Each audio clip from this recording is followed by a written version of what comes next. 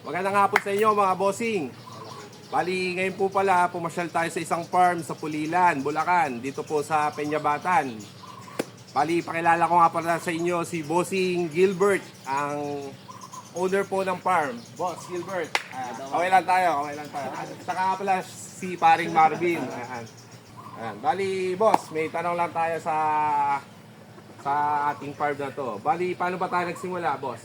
Hilig ba or sa airpat o sa lolo natin? Hilig din talaga sir. Hilig. Bali, itong ating mga alaga, bali ilan to mga boss? Siguro mga nasa 100 plus. 100. Bukod yung mga sisi. May mga early bird din po siya. Mamaya, papakita ko sa inyo yung mga early bird niya, mga bossing. Ano yung mga bloodlines natin dito sa ating farm na to? Pumpkin. Gilmore. Pumpkin Gilmore.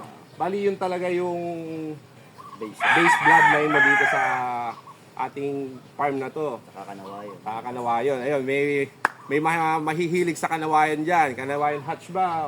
Hatch, ayun. Puro hatch siya. Saan mo nakukuha yung base ng ano mo na yun? Sa Gilmore lang din ba? O sa... Hindi. Kinuha ko sa isang breeder din. Sa ayun. Bali, ngayon mga bossing, andito tayo sa farm ni Boss Gilbert. Ikot po kayo ngayon dito. Pakita natin yung kanyang maalaga. Tapos, pati yung mga early bird niya. Napakarami niyang sisiw at maganda yung mga facilities niya. Tara mga boss, wait. Bali pare, itong mga alaga natin na to, tapos yung mga inahin, nakikita natin, ito pinapakita natin yung mga inahin, yung mga alaga nyo. Talagang bloodline mo na hilig ay pumpkin. Pero yung mga off-color talaga, matagal mo nang inaano yan, binibreed.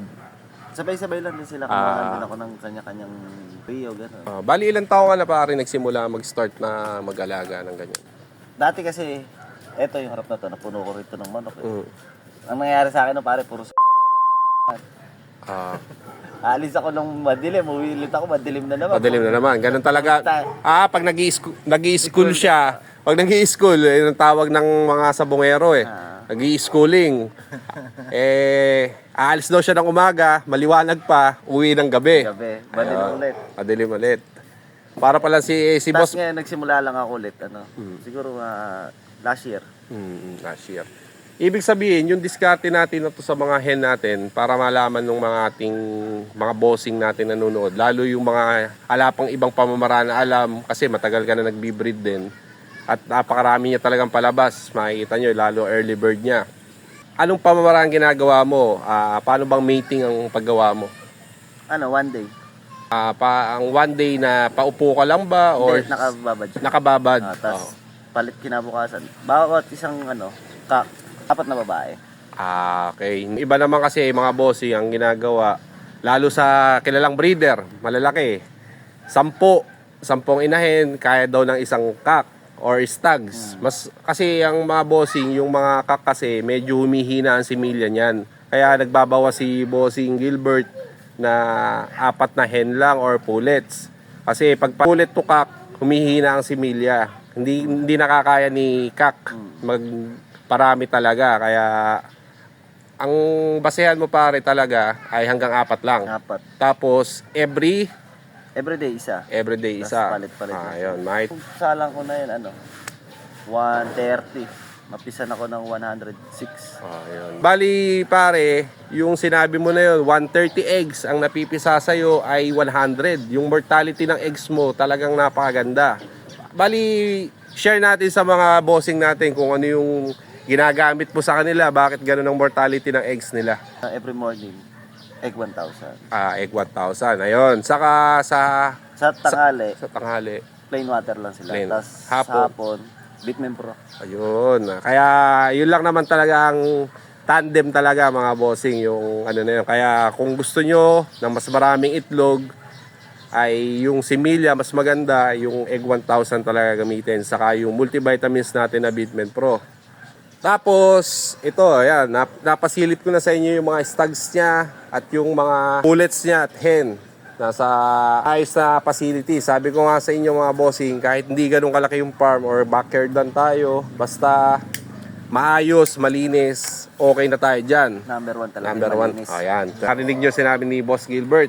Bali, ngayon boss, etong mga sisiw natin na to, may mga iba-iba kayong ano, parang sa akin kasi may ibang age din, hindi na ba age, day lang talaga, day. Bali ito, puro October born ba to? October 16. Ayan, meron na kasi siya naka pre-range, tapos meron din siya sa brooder, mga bossing. Ngayon boss, eto, paano yung pamamaraan mo? Kunyari, pagkapisa, tapos saan mo sila nilalagay, ano yung may diskarte ka bang pamamaraan? Kasi yung iba-iba pamamaraan eh. Hindi mo na pinapatuka sa umaga, sa hapon, pinapainom lang. Or pinapatuka na rin. Iba-iba. Minsan, yung iba may asukal pa, kung ano-ano. Ayun. Umpisa nila, asukal. Inumin nila. Tapos mga 1 hour, tsaka papakainin. Papatukain, ayun. With na yan, Mega Legend. Mega Legend. Ayun.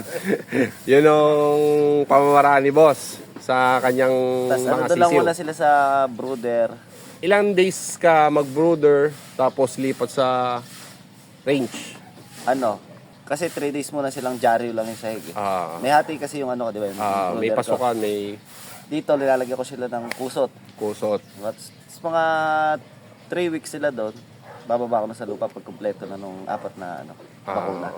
Ano yung ginagamit natin na bakuna sa kanya? Ano unang-una mo? B1, B1? B1. Tapos, next hindi, week, sabihin na natin boss yung ilang days, ang B1, B1, day old. hindi, sa akin naman, 1 week. 1 week, ganon. Iba-iba talaga ng pamamaraan. 1 Kaya, week sunod.